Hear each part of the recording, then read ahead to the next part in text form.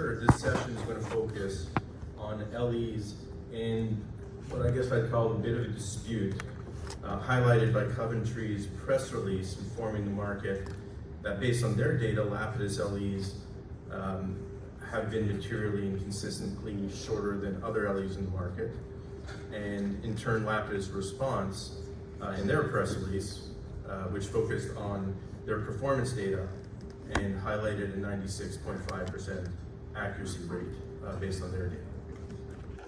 Understanding this issue is critical for people involved in this industry because obviously life expectancy is a material input to how we value policies, build portfolios, and look at expected cash flows. I'm going to briefly introduce Alan and Jay. I think you can all read the more detailed and extensive bios that are in the materials.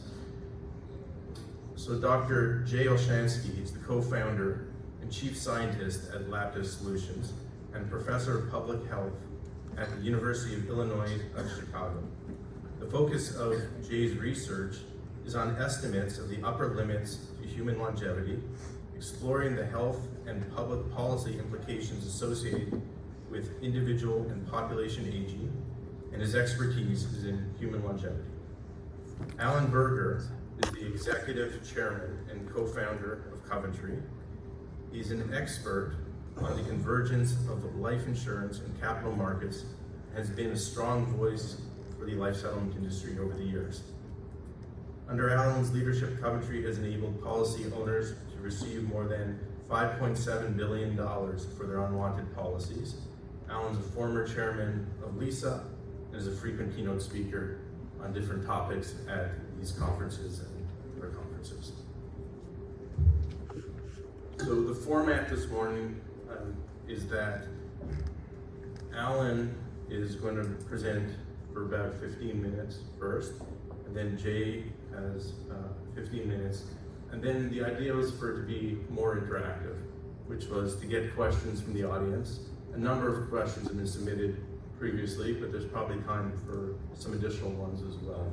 So we'll look to those. And with that, I'd like to start. So please come up.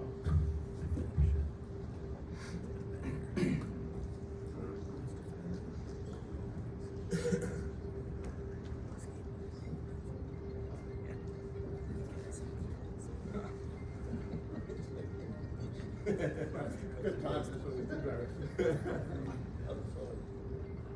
Reed, why did you call me? Good morning. Good morning.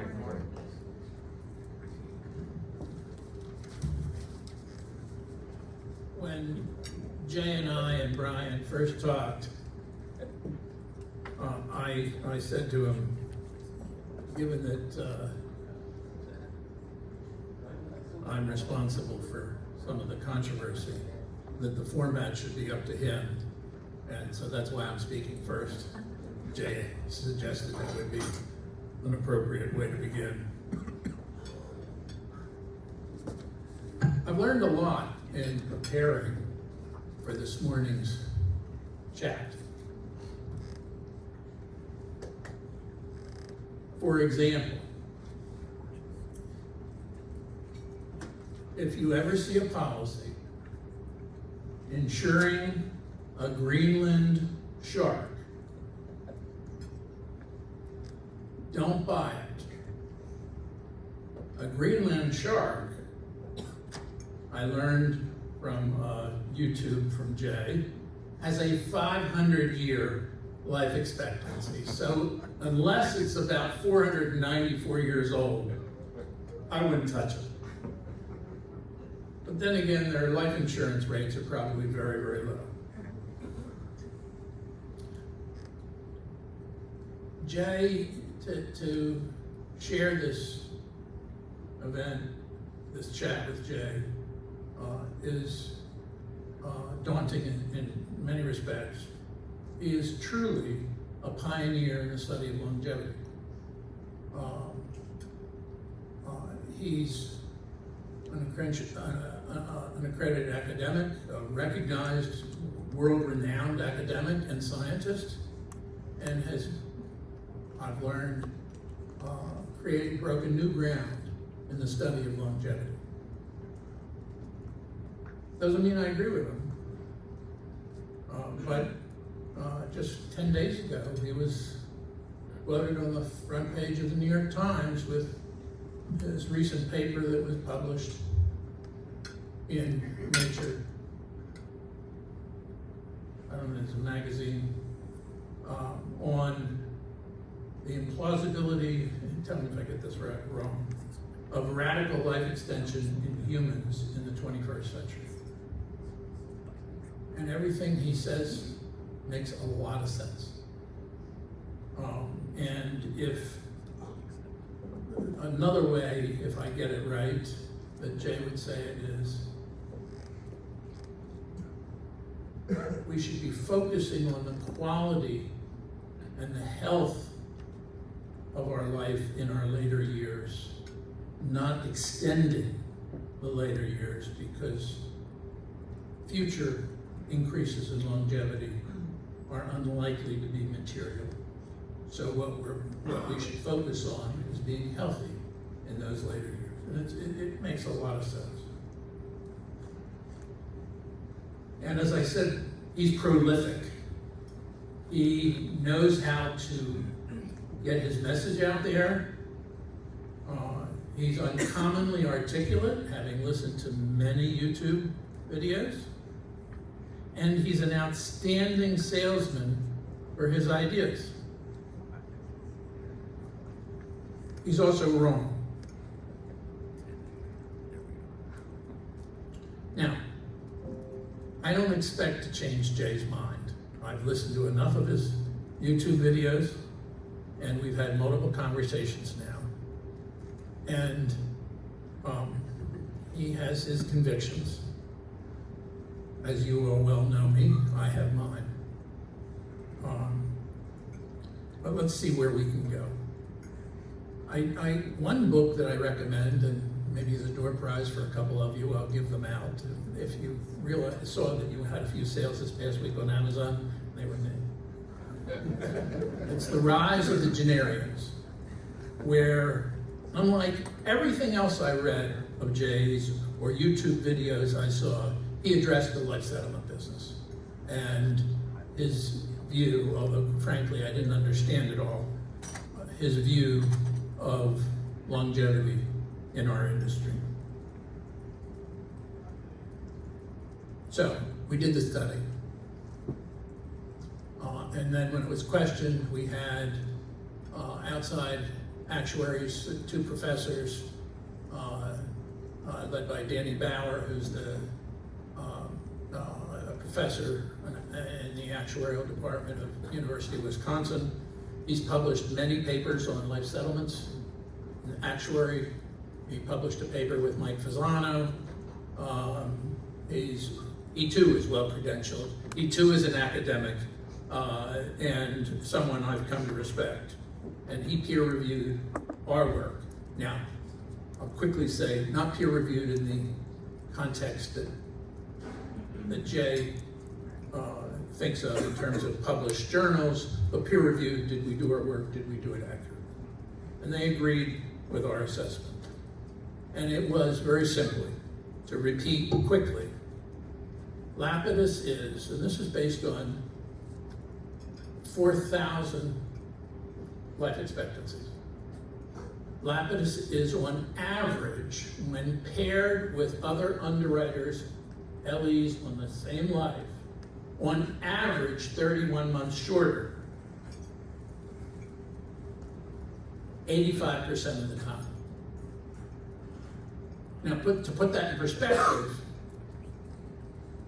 the other providers average being shorter, less than 10% of the time when we paired them against their peers. So 85% of the time is an extraordinary number. When we took out the average, because that meant 15% of the time, Lapidus was longer. So when we took out those, figuring that isn't what would be applied.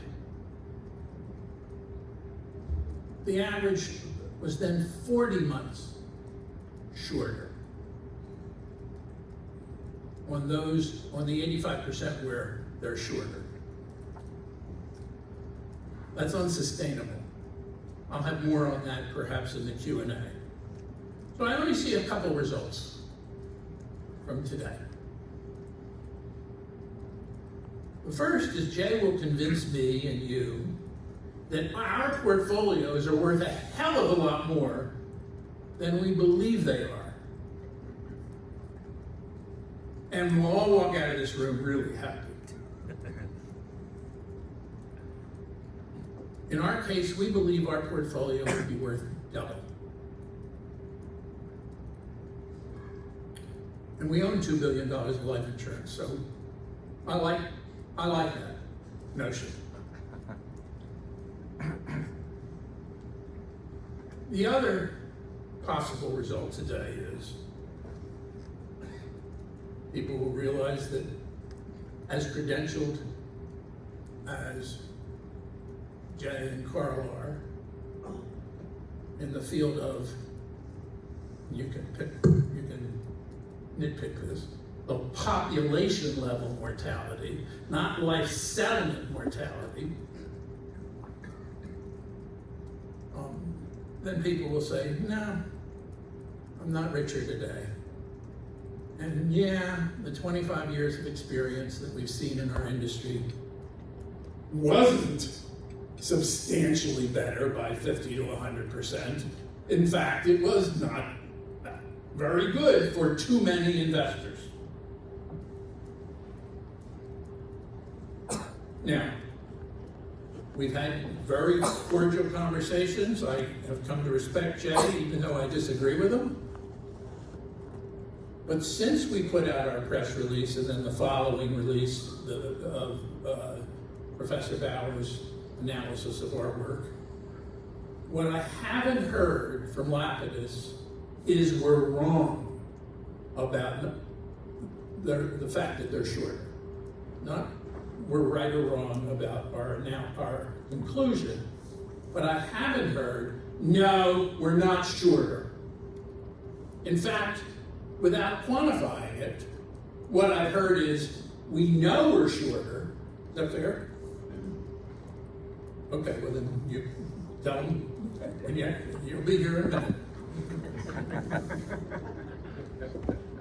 I thought I heard you say, we understand we're shorter. But that's why we're having the chat.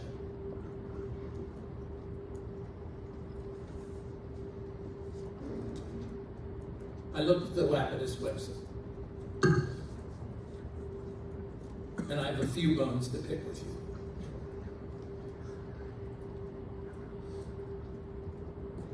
You say the unique method provides a greater level of insight and an actual to expected ratio of over 96%. That's not true. It may have been true in November of 21 when you filed with Florida. It may have been true. I'll put my skepticism aside. But it's not true today. And in your book, The Rise of the Generians, you say, and I'd like to understand this, that you adjust your actual to expected in real time. You also say, and this I really didn't understand, and I think all of us would benefit from understanding,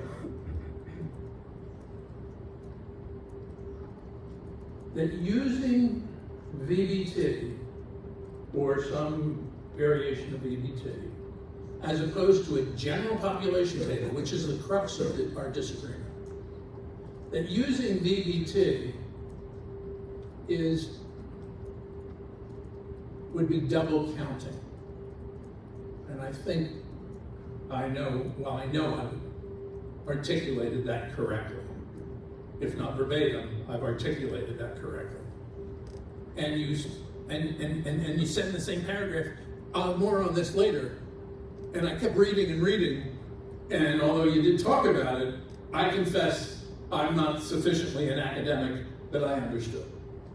So, I think we'd all benefit if you have an opportunity to explain that. But to go back to the actual to expected, we did an actual to expected based on our data, which is obviously incomplete. And for 3 durations, we come up with 60% actual expected. And we've been doing this for 25 years. Now, that doesn't include an IBNR, although we're very good with all the various things that we do as a company in finding deaths. We've helped more than one LE provider in finding deaths that they hadn't found. So even if you said the 60 was 10% more, 66, it's not good. So I appreciate this opportunity. I still have a minute and a half, so I'm going to end early and I'll end with this. I'll take the second pill. And that's up to Jay to explain to you. Thanks very much, everybody.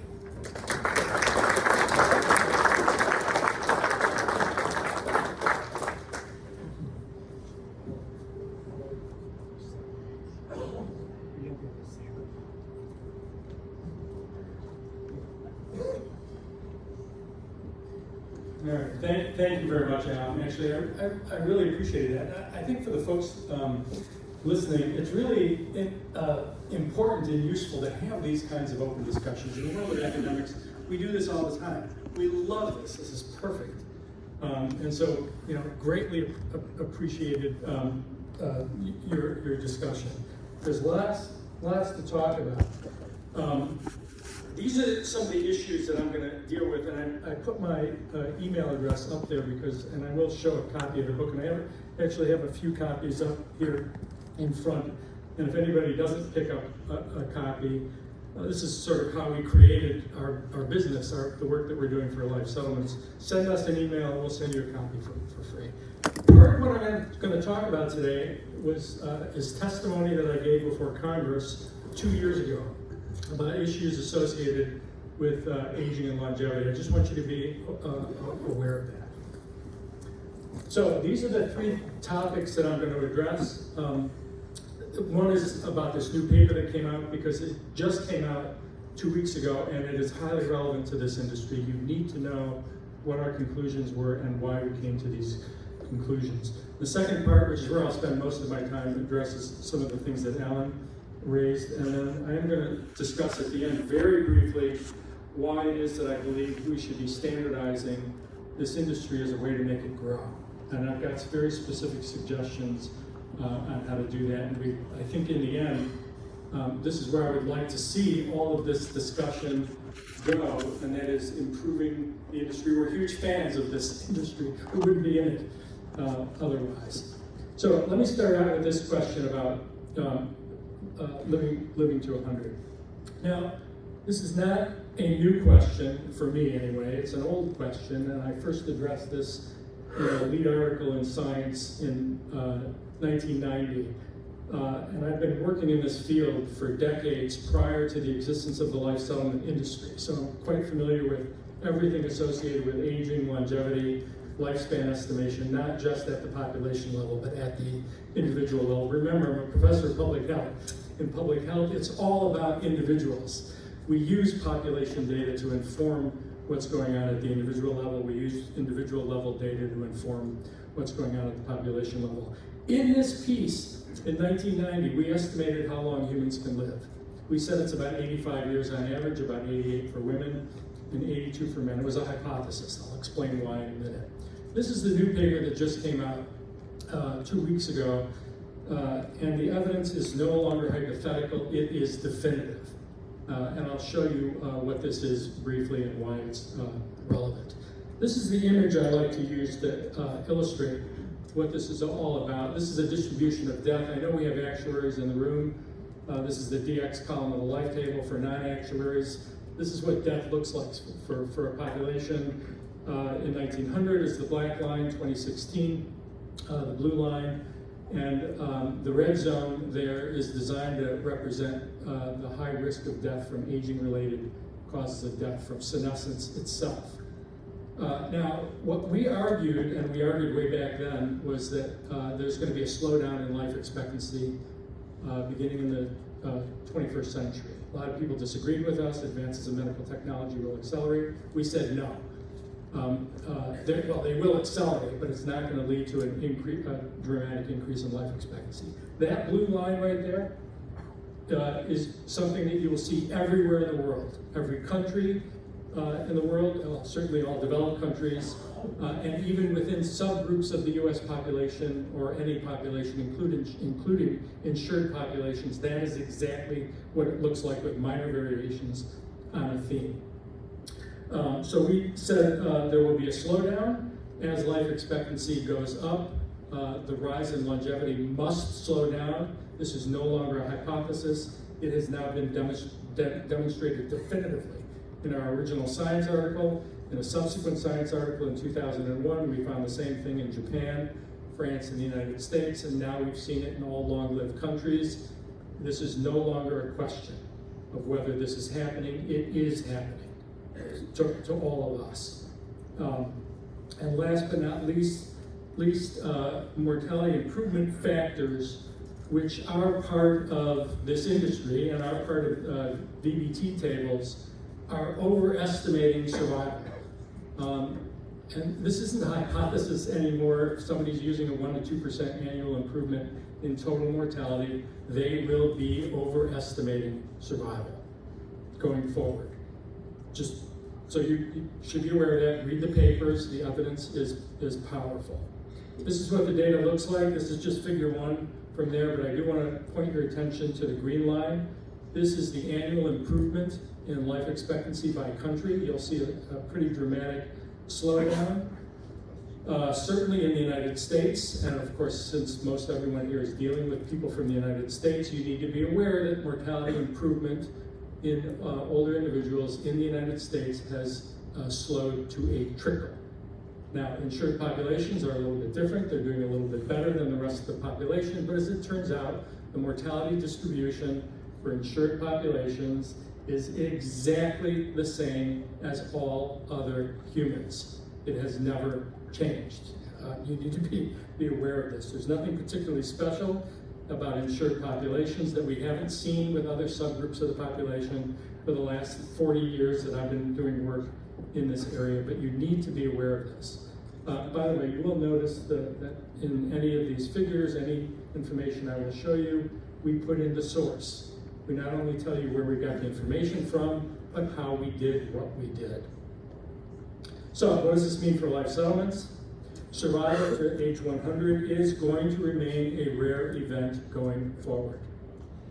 Do not expect a large number of centenarians, unless you're dealing with people that are 98, 99, the probability of they get to 100 is higher than average, but overall, we're going to see a trickle of an increase in the percentage of the population that makes it out past 100. Prevalence is going to go up, but that has to do with past trends in fertility. It's got little or nothing to do with declining old age mortality. So we will not see this dramatic increase in the number of centenarians. Mortality improvement factors in the 1 to 2% range, which is what we see frequently in various industries, including and especially life insurance.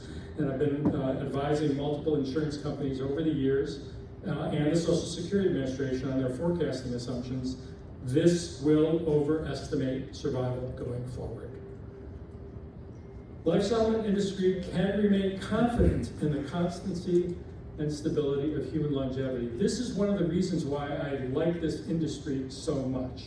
It's basically a way of saying, we know exactly what is going to happen to a cohort of lives that you are evaluating. We know what that distribution is going to look like. And last but not least, and this is highly relevant, this new field of geroscience, which I'm just going to briefly show you in a video is coming online. I'm heavily involved in this, and the reason I'm showing this to you is because my colleagues and I are involved in the development of new technology to slow biological aging in people. This means we have our finger on the pulse of developments that are happening. I just want to show you one brief video. Section 7, compression of morbidity, adding life to years. The concept of compression of morbidity, articulated by biogerontologist Jay Olshansky, posits that by delaying the onset of age-related diseases, we can shorten the period of illness and disability at the end of life. This concept aligns perfectly with the goals of geroscience, which seeks to extend health span and allow individuals to live longer, healthier lives. By compressing morbidity, we can reduce the burden of age-related diseases on individuals, families, and healthcare systems. It would allow individuals to maintain their independence and quality of life for a longer time, leading to a more fulfilling and productive life. So there will be breakthroughs that occur in the world of geroscience that allow us to slow aging. People in this room are going to benefit. People that we're evaluating in the life science world will benefit. It is not likely to extend life very much, but it is likely to extend health span considerably. And as Alan pointed out, really that's the focus of what we should be doing, in my view. All right, so since we have access to all of our data, let's take a look at what our data actually show at LabVis. A lot of the information, as Alan pointed out, is contained in our book. I don't know how many other companies have written books about how they operate. We have. You want to understand how we operate? It's all in there in black and white, and the history of how we came into this business to begin with, which, by the way, began with a keynote speech that I gave at a LISA conference years ago in Arizona. So let's take a look at some of the data. Here are the facts. We've looked at over 15,000 cases, 11,000 unique cases. This is highly relevant, especially to some of the issues that Alan was raising earlier. We've had about 800 unique maturations. I say unique for very specific reasons. About 23.6% of our cases are duplicates, meaning we've evaluated the same person more than once, often for the same company, including Coventry. The percent of our maturations that occurred earlier than our point estimate, 94%. Percent of our maturations that occurred later than our point estimate, 6%. Percent of cases reviewed now alive that were predicted to be alive, 98.7%. Now you might be asking yourself, how is that possible? Why does this happen? The answer is surprisingly simple. This is what our distribution looks like of the LEs in the LabVis database. We've only been around for a few years. Guess what? The only thing you can see, and this is the answer to most of Alan's points that he was raising, the only thing you can see is the far left side of the distribution. Anytime you can only see one tiny part of a distribution, you will come to a very specific conclusion, which makes sense if that's the only thing you're looking at. And of course, that's the only thing that we have. That yellow bar, by the way, is supposed to go all the way down to the bottom. For some reason, it didn't show up here, but that's the only part of the survival distribution you can see. Now, we took a look at the data from Coventry, and here's what we found, as you indicated correctly, over 4,000 case reviews. The percentage of case reviews for Coventry that are duplicates, 9.7%. Why is this relevant? If you review the same person multiple times, you will come to different LEs, especially before or after a procedure that somebody is having, like an organ transplant of one kind or another. This can have a profound influence. So which case you evaluate is highly relevant. 200 plus unique maturations that we've seen in our Coventry evaluation. The percent of the maturations that occurred earlier than our point estimate, 95.5%. I'll pause for a second. Percent of maturations that occurred later than our point estimate, 4.5%.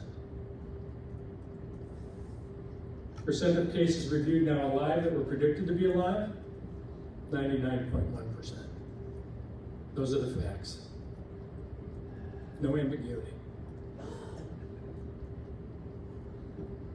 All right, so how would you how would you create an apples to apples comparison? And my goodness, we would absolutely love to do this with you. We'd love to work with you on this. We've offered to do this, but how would you do it if you were doing a legitimate apples to apples comparison between us and another LE company?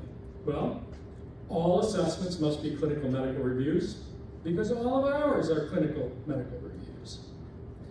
Medical records on the same patient must match perfectly.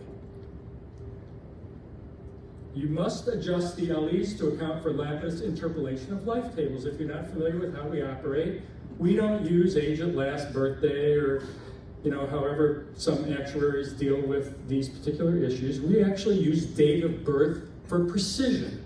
For a very specific reason, you must adjust accordingly.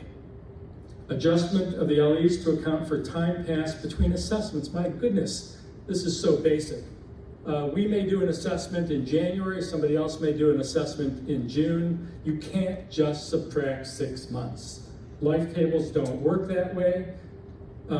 This is how you would do it if you were doing this legitimately. Lapidus generates multiple clinical reviews on the same patient. These are duplicates. The choice of which one you use is highly relevant. You must make a decision. If I were doing this analysis, I actually would do it 2 ways. One using the most recent, one using the earliest to see if there's a difference between them. But it would be a research study that we would do. Remember, we're scientists. We do this for a living. We love this. This is exactly how we operate. Last but not least, and this is also critically important, all published research in science must include a section on data and methods so the work can be replicated and validated by anyone. The absence of this critical step generates an instant rejection and invalidates the science. I can't be any more unambiguous than that.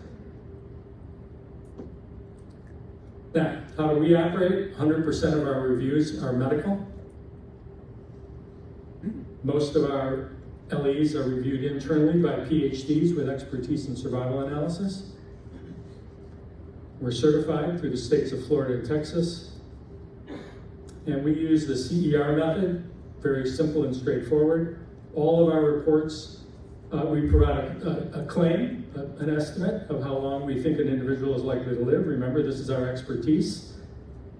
We don't just give you a number, we give you the empirical evidence to support it. It's in the report itself, and then we provide the justification or the reasoning behind it as well. There's no black box.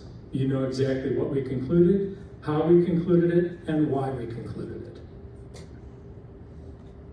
Should VBTs or related life tables be used when assessing survival in medical reviews? Absolutely not. Why?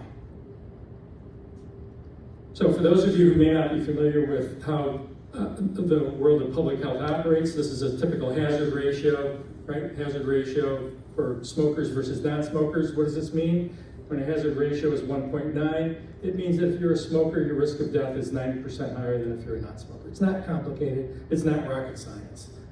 The issue is that the frame of reference in the world of medicine is not a VBT table. The frame of reference in all of medical science is the baseline population. You should not be using anything other than a general population life table if you are doing a medical review. If you don't, you are overestimating survival. So VBT or related specialized life tables should not be used for medical underwriting. Medical underwriting requires that the frame of reference match the studies upon which the hazard ratios are based. Remember, this is what we do for a living. My original article on the relationship between obesity and mortality, which I published in 2005, illustrates this point perfectly. Using such tables would overestimate survival. The data, I'm not going to spend a lot of time on this except to say we have access to all of the data, including over 8 billion people, the entire planet, which we evaluate on an annual basis, but we also have access to all of the clinical medical reviews, and we have access to NHANES, which serves as the basis for the relationship between all impairments and subsequent survival. There isn't anything we don't have when it comes to data, including, by the way, a considerable amount of data from life settlements. How do we operate? Very basic 3 determinants of survival. I'm almost done here. We look at primary impairments for individuals. We look at the social determinants of health. These are in the reports. We actually offer a genetic analysis, which nobody uses. I'm a little surprised that nobody's using it, but you can actually, we look at, for a particular gene or set of genetic polymorphisms associated with exceptional longevity.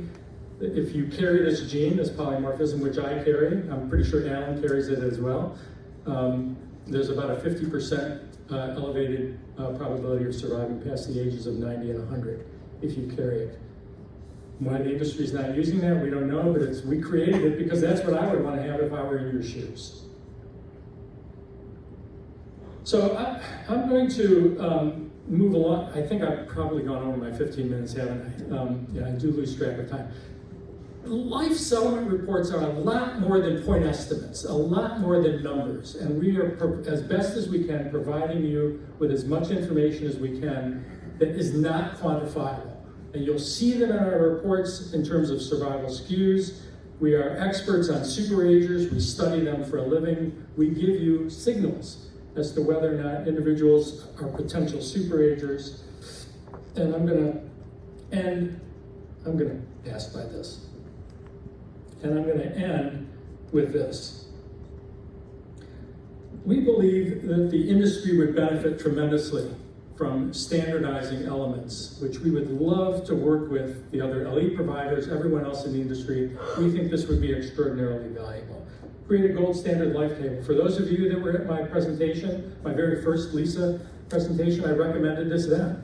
A gold standard life table. It requires that we all work together and actually combine our data. Just for the industry. Eliminate the wait for life table updates. My goodness, what are we doing? Waiting for years for life table updates. We could create live life tables for the industry.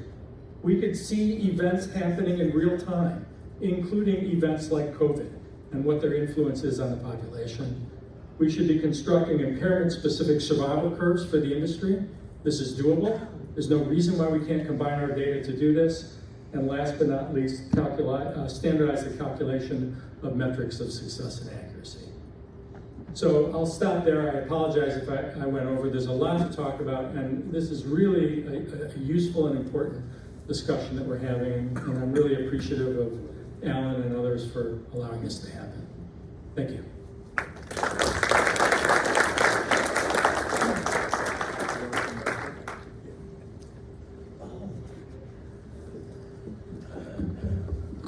Thank you for those comments, very helpful. I got a lot of questions that came from people in the audience. They're all over the place. But maybe Jay, I could start with one question, which is the Lapidus LE a point estimate? Or is it meant to be, the way we look at LE, a point on a curve that approximately 50% of the people similarly situated die by and 50% survive? Because your report has a survival curve in it, which is what our industry uses to determine and calculate expected cash flow. So this is a complicated question. So yes, we do provide a point estimate. We do provide a range, but the concept of a mean and a median has less meaning the older populations get. So for younger individuals, yes, you can actually use the equivalent of a mean and a median, but at older ages, which is most of the data that we're looking at, most of the information that comes in, a mean and a median does not have any significant meaning and it shouldn't be used in my view. So there is a point estimate. Right. Look, let's be honest. We know in the world of public health and aging science that no one can predict precisely how long someone's going to live. That can't happen. It's never going to happen. We're never going to be able to have any level of absolute precision. You may remember years ago I said, you take a population of 1,000 people, you evaluate how long they're going to live, you're going to be on target in a given year about 5% of the time.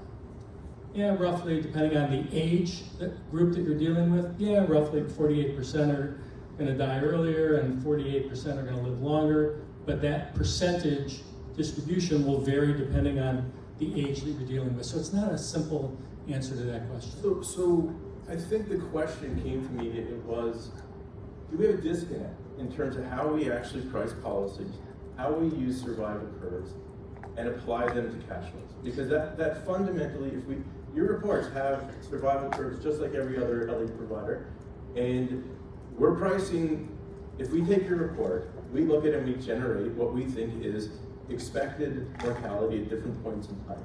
And that's where things seem to be falling down. So let me correct you. Our survival curves are not like other LE providers. And let me tell you why, and why this is important and relevant in the industry. So I'll give you sort of one of our secret pieces of information on how we operate.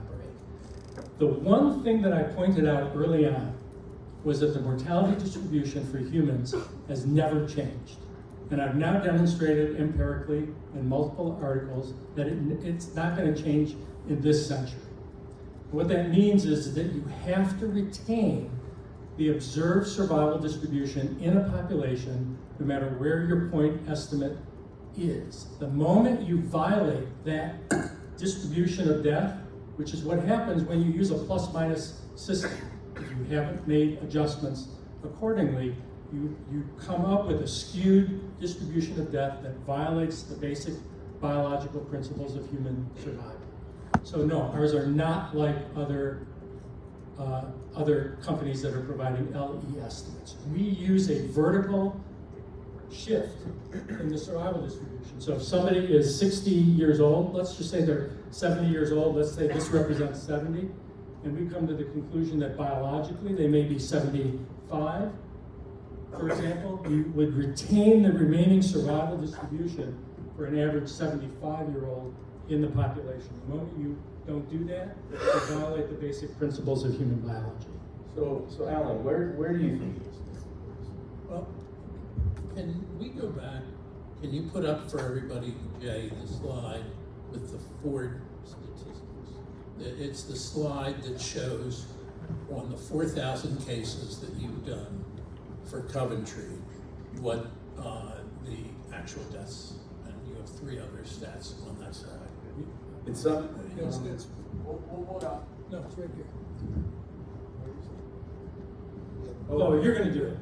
It's up there, but it's not here. Oh. That's the problem. There we go. That's not Okay. Where is it? It's back about 5 or 6, if I remember correctly. It's 4 data points.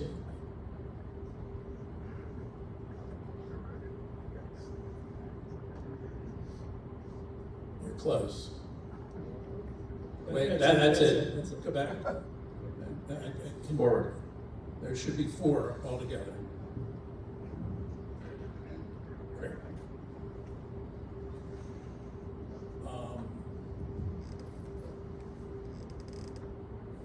In our first conversation, you made the point you're very data-driven. You're scientists. And both you and Carl said you're academics. Sometimes. And you said in a YouTube speech, the science, you're referring to the facial analytics, to be clear. The science is ironclad. Which science? You were referring to the facial analytics. It's a YouTube, it's online, I can point it out to everyone. That, to me, is an oxymoron. Science is not ironclad. Science is evolving. This data, and there's a different slide, but I'll talk about this. These may all be correct, and I'm sure they are, but they don't have any meaning. For example, just for perspective, you talked about the different times LEs are done. In our study, and I'm sure you recall, we said, and we made a point of this, that we only compared LEs that were done within 90 days of one another. Well, you can say so, and I'll let the audience make their own judgment. We didn't take LEs that were at disparate times. We took LEs that were ordered at essentially the same time with the same medical files. The percentage of maturations that occurred earlier than the point estimate would be expected if you were routinely too short. You'd expect that to be the result. So, and the fact that the percentages that occurred later than the data point also has no meaning because, in your own words, you don't have enough experience, so that has no relevance whatsoever. But if we had the slide where you said, we looked at Coventry's data and you had 4,000 deaths. Or, I'm sorry, 4,000 cases, 200 deaths, right? We agree with you. We did that same analysis, but we did one more analysis. We expected 330. And that's the crux of it.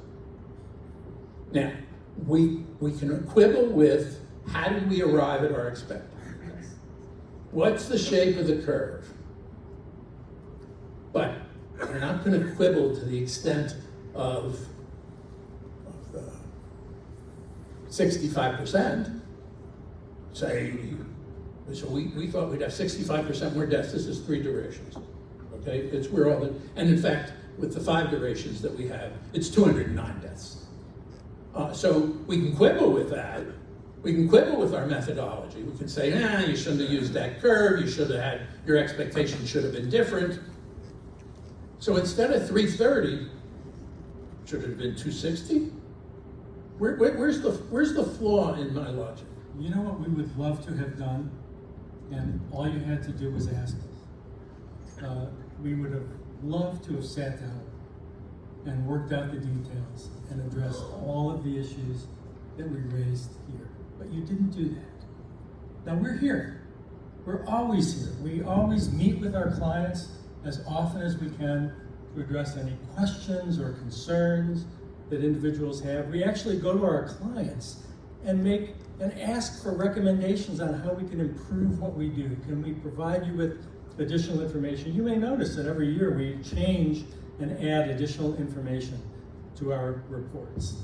The best thing that we could do, and we'd be happy to do this going forward, we'd be happy to sit down with you and do a detailed analysis that goes through all of the issues that we raised here. And why don't we work it out together? I'm happy to do that. I think your reports, I don't think there's anybody who provides better reports than others. I think they're outstanding. But there's the fundamental disconnect is, and I still don't understand it, is your view that you're double counting. Because it's inconsistent with your prior statements. The Actuarial Standards Board says in 3.31 of their promulgation minutes, number 48, that the actuary should use a base table, you can read it, that in the actuary's professional judgment reflects the characteristics of the underlying population. And you've said in multiple papers and in YouTube presentations, in fact, one of the things that left the biggest impression on me is you described Chicago and how you can walk across the street from one neighborhood to another and have a 15-year differential in life expectancy. That's a general population. That's not an insured population. So I don't understand, I really don't. And I think we'd all benefit if we could understand how you can use a general population table that includes all the neighborhoods in Chicago and Philadelphia and elsewhere and in Appalachia, and people who don't have, as you so well articulate, that affluent people, people with higher education, people with access to health care, it's all spelled out in your book. It's really articulate, it's really well laid out. How can you then use a general population table to determine life expectancy of the people that is our population. And if we could cross that bridge, we could work together. I think we can. Before you answer that, I just want to note, of all the questions I got from actuaries, that was the number one question. There's hundreds of tables done by the Society of Actuaries for all different populations. The VBT table has hundreds of thousands of insured lives, and at least in their estimate, are different because of the factors Alan said, and the fact that they've been screened out by life insurance companies. How do you go back to population? That was the question I got the most from, I'll say, the actuaries, and then I'll tell you the other question I got the most, which has to do with actual performance and portfolio. Yeah, so, I believe I answered that already, and I'd be happy to sit down and discuss it in great detail, but the answer is really straightforward. When you have an impairment of one kind or another, and you're trying to figure out how that influences the survival of an individual. Let's say you have prostate cancer. That's probably not a good example because most people with prostate cancer survive. But some particular type of cancer or cardiovascular disease, and you want to know how long you're going to live. You go to your doctor goes to the medical literature. By the way, we write much of that medical literature ourselves, our team, so we're part of that. The frame of reference is not an insured population. The 1.0 in the hazard ratio is a general population. If you use a VBT, you elevate the base. This is what I mean by double counting. You can use a VBT appropriately for non-medical reviews. You still have to make an adjustment of one kind or another. But if you don't make an adjustment, that's probably why you were getting the numbers you were getting. But I think if we sit down and work it out together, I think we can come to a fairly straightforward solution. But there actually is one thing that I want to show you. Can I actually have the? No. So because I pretty much anticipated you coming up with this question, and I just wanted to show you something that is put out by the Society of Actuaries that I think in part addresses this. I left it in there just in case this question came up.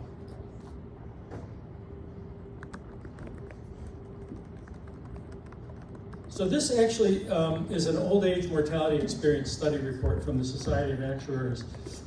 And it shows you what the distribution of death looks like for an insured versus a general US population. For those of you who may not be able to see this very well, this is females 79 to 90, males 79 to 90, and 65 to 120.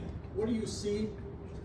A virtually identical mortality distribution for insured populations versus general populations. You will see the mortality rates a bit lower for insured populations, but guess what? We've been studying the equivalent of insured populations for decades prior to the existence of the life settlement industry, and it's easy to simulate an insured population. All you have to do is pick one variable and one variable only. We were discussing this over breakfast with somebody. It's education. I'd like to get some questions from the audience, but before we do that, the number one question I got from everybody, or not everybody, the number one question I got from investors is, if the life expectancies are too conservative from the LE providers, and Lapidus LEs are more accurate, but on average seem to be shorter, why aren't the portfolios killing? They should be performing at a level that is not happening from a financial perspective. That's not really a question for me, is it? It is. Our job at Lapidus is singular. I think just like the other LE providers, we do one thing and one thing only, which is provide the best estimate we can provide on how long we think someone is going to live. How you use that information is up to you. There is an incredibly amount of rich information contained within our reports. You said so yourself, that these reports are incredibly detailed. It is the maximum amount of information you could possibly get, right? You're getting all the information on the impairments.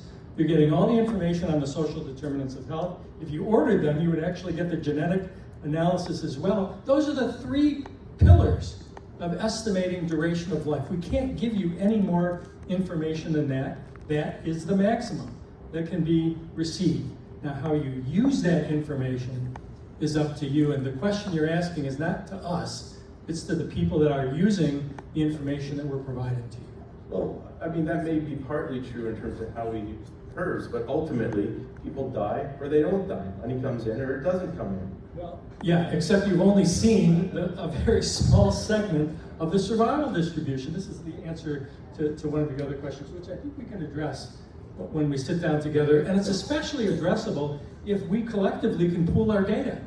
If we collectively can pool our data, a lot of these issues that we're debating here will completely disappear. Completely. So, By the way, did you have any questions for him? well, I mean, I think Alan just chimed in too. I think at the end of the day, look, as an investor, all I could look at is how did my portfolio do compared to what I thought it was going to do, right? And if I take, maybe it's a language issue, but if I take the LEs as given, and I take the curves as given, and I'll take your point that maybe I'm using them wrong, but if people died the way you're suggesting they do and have based on your data, we should have some people in this room jumping up and down telling me how wonderfully excessive their performance has been compared to what they see from the other LE providers. Well, you do realize that over 95% of all of the maturations that have occurred in our entire database occurred earlier than our point estimate. It has no meaning.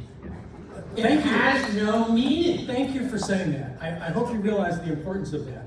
It means that what we should be looking at is the target. The target is not how long or short you are relative to someone else. We actually don't care. That's the problem, and I apologize, Jay, I don't mean to be sharp. But when you say you don't care, you're saying that the fabric of our industry isn't important. No. And that's not acceptable. No. I'll finish, and then you can tear me apart. But when you say it's not your issue how the investors do, you don't have a place in the industry.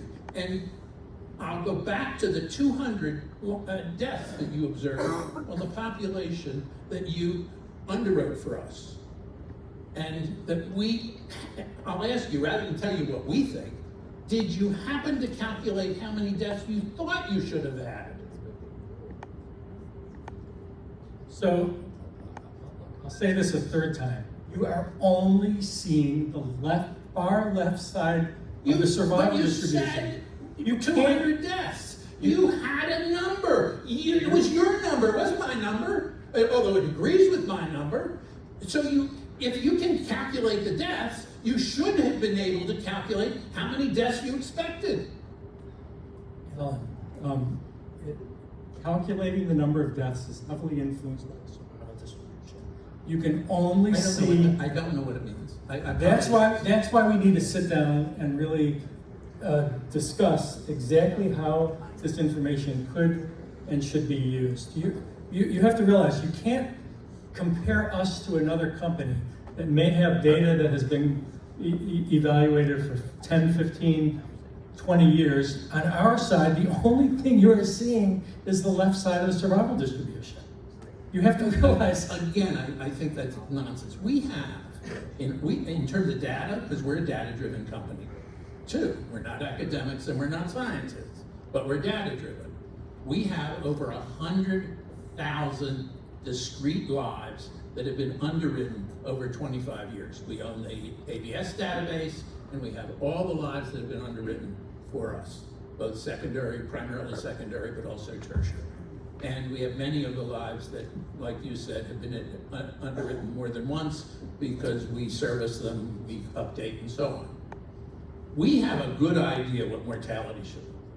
And more importantly, we have a good idea what mortality looked like. It doesn't look like anything remotely related to what you're doing. And the fact that you, for some reason, can't say you can calculate the expected deaths when you can say, you had 200 deaths, and can't say, and we expected 200 deaths, or we expected 230 and we're a little low, or we believe 330, is, to me, undermining, and it's why we published what we did. It's because But you published what you did without even consulting us. You never even came to us and said, Jay, we it's a think we're very saying valid something. point, and it's a very valid point, and I apologize for that, and I apologize to you, and I'll tell you why I did it, okay? Most of the people in the audience know years ago, like 21, 22 years ago, we sued two medical underwriters. And in each case, I went to the underwriters in advance. In one case, I flew out to the Midwest in the middle of winter. Let me just interrupt. Okay. I have a question for you. The question goes like this. Aren't Coventry's press releases concerning Lapidus just a continuation of a pattern of Coventry going after life expecting providers? They give LE estimates Coventry doesn't collect. I'm asking that because Jay feels I'm not asking enough questions. And you're answering I don't know what the definition of a pattern in this context is, but insofar as we did do the two lawsuits 22 years ago, and we met in each case in advance with no satisfaction, and frankly, I wouldn't have had any. In the day I spoke to you before we released it, it was clear I wouldn't have any satisfaction in going through it with you. I don't have any now. So I made the judgment, I'm not going to get satisfaction. Let's go ahead. My bad for not giving you a heads up, but it is what it is. In terms of a pattern, I will go after, as long as I have involvement in this industry, I will, and I don't like the phrase go after, but since he used it, if I believe that something, and we're talking about life expectancies, is, and I'll say this overused term, that I think life expectancies that are so far out of the norm, that are so wrong, that are so short, that they represent an existential threat to the industry, you bet your ass I'll go after them. Because we need a balance between investors and consumers. If we get out of whack, materially out of whack, this industry will not survive. And my focus, since we started this, I believe the value proposition for the consumer and the investor is extraordinary. And anything that threatens that, and I can't sugarcoat it, I think your life expectancies threaten that. And I'll take it on. So actually, I think this is an important observation. And I think it would be useful for the industry if we could actually resolve this. And we proposed for a while to work with you and as best as possible. And in the end, I think the one most important thing that you and I have in common, which we've talked about before, is that we think that this industry is incredible and it should be a whole lot larger than it is now. So the question is, how can we use this discussion, this debate, to enhance the industry, to increase the number of people that come into it? Because we all know that this is an incredibly valuable resource, an incredibly valuable resource. We would not be in this industry if we didn't buy in to the entire logic and line of reasoning of the industry. We are experts in survival analysis. This is what we've been doing for decades prior to the existence of this industry. We want you to use us as scientists. I've got a team of PhD research scientists. We've got dozens of doctors with expertise in estimating survival at the individual level. How can we find a way collectively to work together so that we can grow this industry far beyond where it is today? In the end, I think that's the value of this particular discussion that we're having, and I think that's what we agree on the most. Wouldn't you suggest that? I think that's an interesting observation and point. I think it makes sense. I think there's definitely some language differences in terms of what we think you're saying in your reports and how we use them. We're out of time, but I was told we can get extra time. So I would really like to actually open it up if there's some questions in the audience. If not, I got 25 more. Adam, we can go for about 15 minutes more. Okay. I can't see who has questions. Vince. Okay. Vince Canary, Predictive Resources. There's so much to discuss here that I'm going to avoid discussion of, but I think the important point that I want to, as an actuary, when I see this chart come up, after the discussion we've had about general population and insured populations, and hear that there's no difference as proven by this actuarial study, you don't need to look any further than the bottom where it says there's no difference, assuming you've normalized for socioeconomic equivalency, which is exactly what Alan was trying to say. You have to normalize for socioeconomic equivalency, and since our population is different than the general population with that regard, then this study can't be applied directly. And Well, I'll save questions and other comments. except to say that we've already normalized for socioeconomic equivalency in the work that we do. So that's exactly what we've been doing. Remember I said earlier, you can actually mimic precisely a mortality distribution instead of death rates for an insured population by using a general population and a subgroup within that. Remember, a mortality distribution for a population is a composite. It's a composite of people that are going to die early, people that are going to die early, people that are going to live long. It's just a simple composite.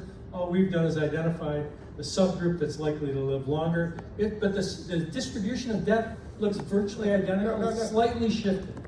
No, but you use that as the basis for the legitimacy of the general population, and you say, okay, I've adjusted for that. Well, that's good, we can talk about those methods, but don't say that the actuaries have agreed with you that there's no difference, because they've done the adjustment as well, and once they've done the adjustment, then there's no difference. And it really is, the general population has great use for us, but because everybody's going there, and you've proven, everybody eventually gets to population mortality. The question for life settlements is how they get there, where they start, and how it erodes into general population mortality. But you and I both know that the 1.0, the frame of reference, is not an insured population Right. Well, in the that- medical literature. Right. And that's what we use. Remember, we do medical reviews. Right. When you do medical reviews, the frame of reference has to match. Absolutely, but let me say this, you presumed you understand how I do LEs and how 21st and the others do LEs. Yes, you have. You said all the other guys do it this way. We use life settlement data to develop our hazard ratios as well. So don't say that you know how I do things and here's where I'm wrong, or how anyone else is wrong, because I am taking it personally. Sorry. Okay, but because I do the same thing, right? You can't discount anyone else's methodology that you don't fully understand, nor am I going to do that to you because I don't understand everything in your methodology. It just isn't fair. Let me quote a well-noted, well-respected academic, scientist. Yeah. Based on an insured population with an average age 77, most of whom are seeking to sell insurance policies with face amounts of $1 million or higher, the risk of deaths for this select, wealthier segment of the population are considerably lower than that observed at the national level. You said that. We all agree that's true. Many of us, certainly I'll speak for me, believe that's why, because I still don't get double counting. Believe that's why you gotta use an insured. It doesn't have to be VBT, and if it's VBT, it's gotta be adjusted in any event. But it should be an insured population or an annuity population, but not a general population. Let me just say one really important thing. you've made a point, and I think you provide a valuable service, although I confess I don't think we've availed, I haven't seen the results of it, we have availed ourselves of it. But I think it's a really telling number. And I'd ask you to really think about this, and maybe we can have a follow-up conversation. We looked at our data, the 4,000. And I did this personally, and then I had people validate it. Of the people you thought were healthy or better than healthy, approximately 300. Where the other underwriters thought the same thing, that they were healthy or better than healthy, preferred, whatever you call it. There was a 48-month difference where where all underwriters in this subgroup thought the insured was a healthy or better than healthy individual. And when we paired your healthy people with the healthy people of the other underwriters, they were 48 months longer. That has nothing to do with their medical conditions. That has entirely to do, in my uninformed way, I'm not an academic, it seems to me that has entirely to do with the base table you're using. Because you're saying, and the other underwriters are saying, these are healthy people. And your starting point, your baseline, is 48 months shorter. So you do know, of course, that we did ask you for the data that you used. We did ask you for the methods. We couldn't give you, we told you the methods, we had it reviewed by a professor, but we couldn't give you the data of other underwriters. All right. You had it replicated by someone else. You didn't have it validated by someone else. Yeah, look, do you believe it's wrong? Yes. Do you believe it's materially wrong? Yes. Do you, I actually explained why. last question. Do you know how many deaths of, where you said we had 200, do you know how many you expected? You're asking the wrong question. Can you calculate it? We could. You have on your website that you have a 96.3% actual expected, and your actual expected is done by an actuary who does nothing in the life settlement business. Really, seriously, would you guys like to sit down and work together to do the calculations? If you're willing to make some changes, I would embrace it. Are you willing to make changes? We know what's happened for 25 years. I can't change them. They're dead already. All right. I think we're going in circles because we are not actually technically really crossing swords for a variety of reasons. It would actually make sense if we sat down and discussed data and methods. And actually, I would love it if some of our other colleagues that are also generating LEs would all come together collectively and have a discussion about how we can improve the industry. I mean, would my colleagues from the other LE companies be willing to sit down and have a summit? Only if it's televised. Gents, I know that there are a number of other folks that are in the queue to ask questions. Jay, I think it is a great suggestion. I'm happy to continue that conversation, but just in the interest of time, I know that John has a question here. So without pandering, I think you're both right. But Jay, we have a responsibility in our marketplace to back into the cost of insurance rates applied by those, applicable by the survival mortality curves by the carriers themselves. So a different distribution, right, doesn't work in us solving the net present values, which is what we use the LEs for, right? So you're proposing probably a really smart, intelligent way to come up with a life expectancy, but with a distribution the carriers are not using for the economic constructs of the policies. And that is the fundamental disconnect.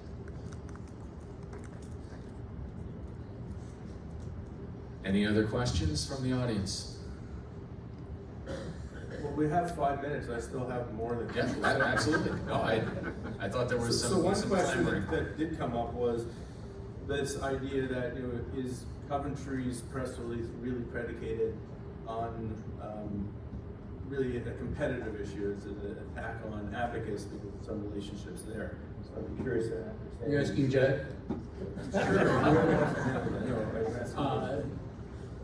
I don't think it's appropriate for, at least an event, for me to comment on Abacus or any other particular competitor.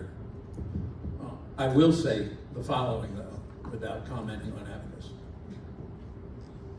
We've looked at our portfolio and evaluated those policies where we have Lapidus life expectancies and our valuation. And I'll throw out numbers that are representative of what we've discovered. If we had, using Lapidus, a fair market value of a pool of policies that we calculated at 100, that the fair market value was $100 million. And using a discount rate of, let's say, 20 or 21%, we had a fair market value. Is that what you're going to sell it to me at?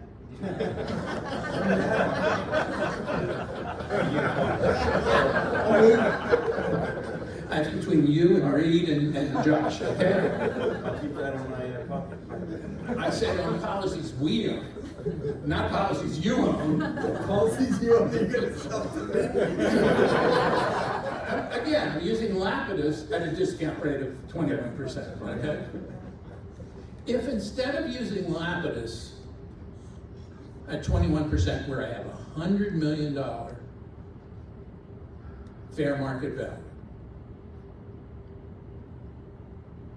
I used the two shortest that we're aware of, because we get submitted the next two shortest life expectancies. But I didn't use a discount rate of 21, because 21 we all know and laugh at, not realistic. I used a 12% discount rate. Now you think if I'm using a 12% discount rate, the value would go up. But in fact, the value goes down, and we've done a lot of analysis on this, to about 62 million. 100 goes down, drops about 38%, or to say it in reverse,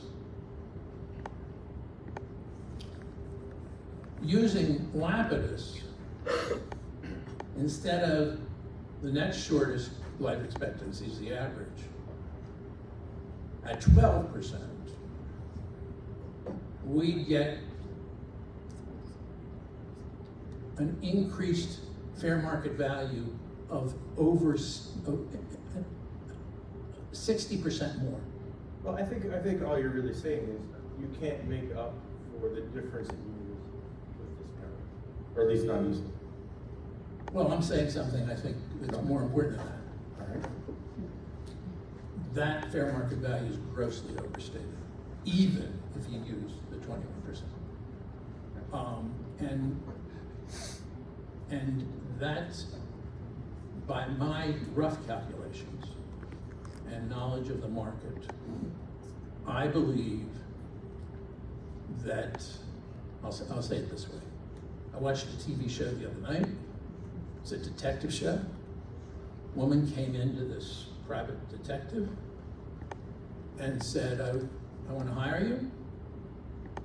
And he said, for what? She said, I want you to solve my murder. I've been murdered. I want you to figure out who did it. And he said, I don't understand. She said, I was given a long-acting poison and I'm dead.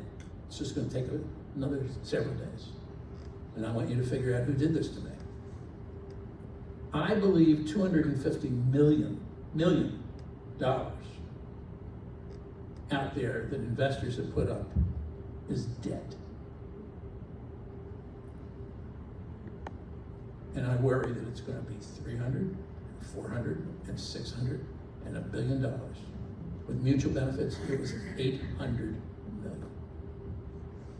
And it's gonna be awful for us, all of us. The longer it takes and the bigger it gets, the worse it'll be. This might actually be the first time that I could remember that I'm considered the optimist. If you've read any of my papers, any of my research, it's like, oh, Jay's the pessimist, there's a limit to how long we can live. I'm the optimist. I actually think your company might be worth $4 billion instead of $2 billion. From your lips to God's ears. We're out of time, but I really hope you're right. That would be great. We're all rooting for you. All right, thank you very much.